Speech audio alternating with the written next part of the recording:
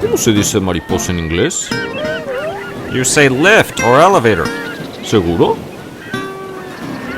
Of course, you see. Both go floor to floor. Para fiestas y posadas.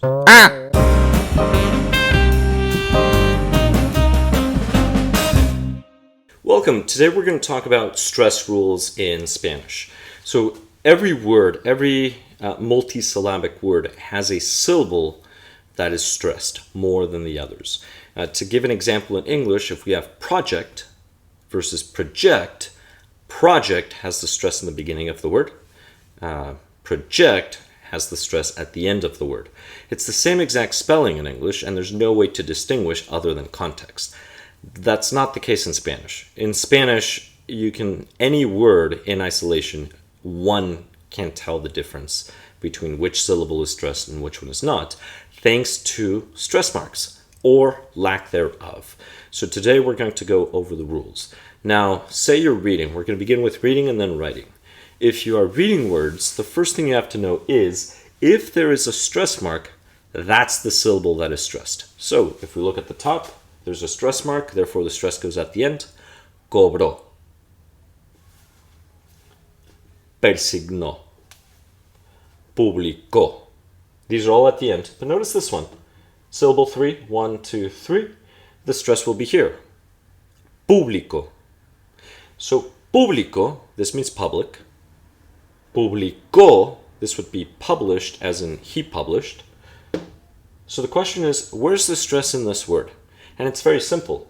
It's not at the end, because it would be marked, and it's not here because it would be marked.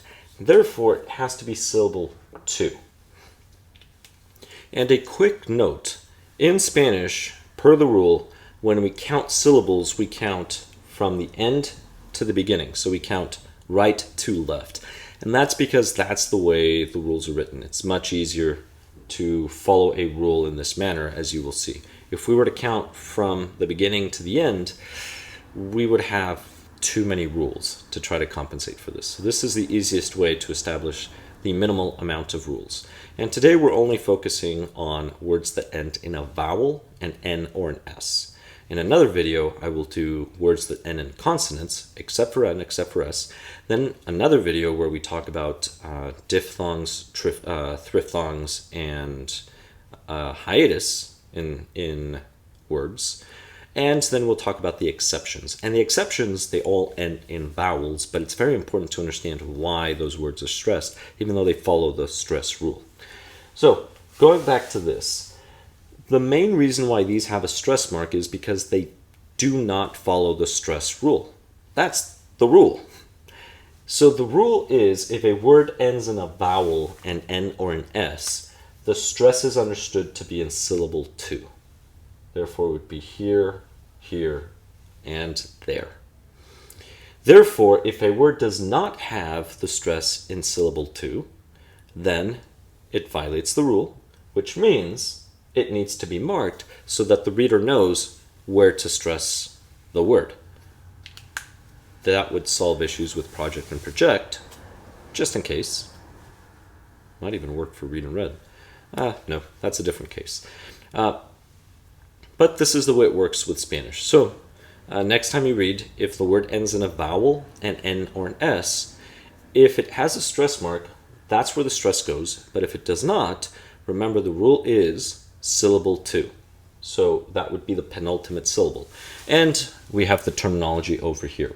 So we always count right to left for the syllables. We have syllable 1, syllable 2, syllable 3. We have the final syllable, which is the acute syllable, aguda. We have the penultimate syllable, and remember, pen means almost or like, so it's like the ultimate, like the last. And then we have the antepenultimate. So again, rule is if the stress is in number 2, you leave it alone. If the stress is anywhere else, you're going to mark it. So from here on, it doesn't matter. You're always going to mark the word.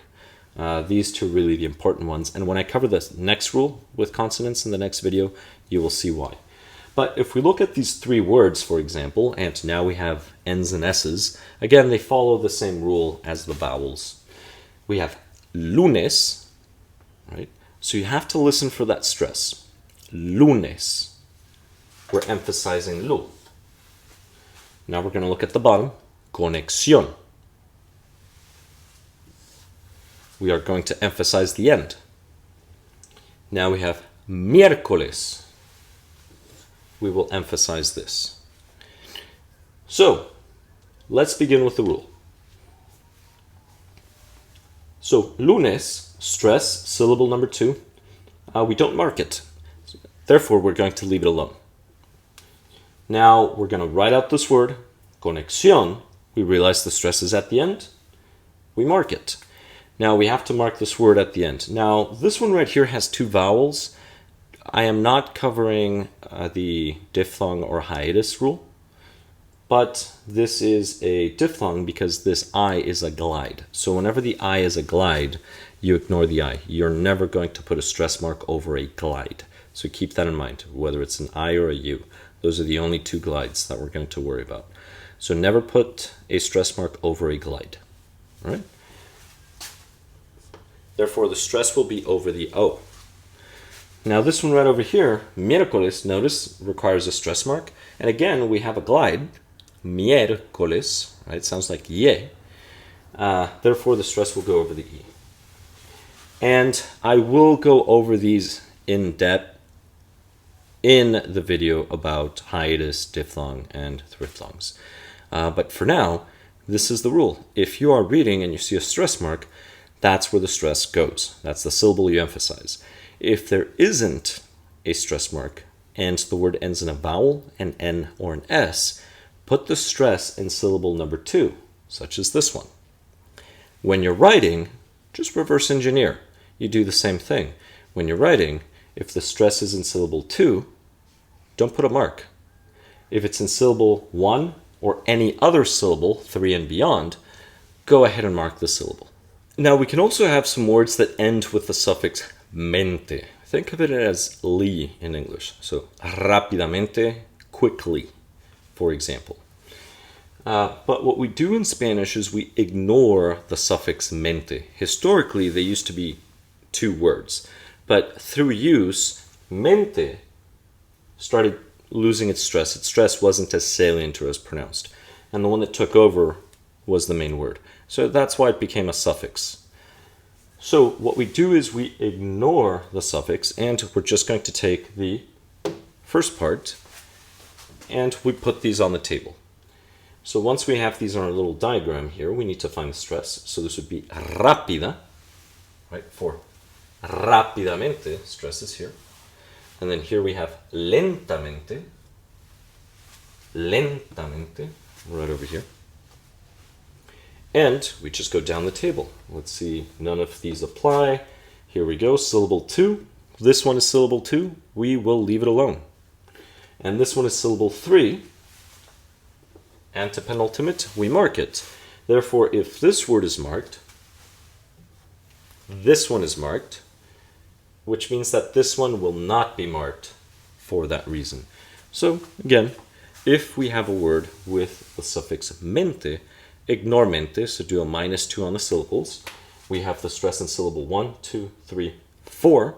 4 minus 2, that would be 1, 2. Syllable 2, we do not mark. 1, 2, 3, 4, 5.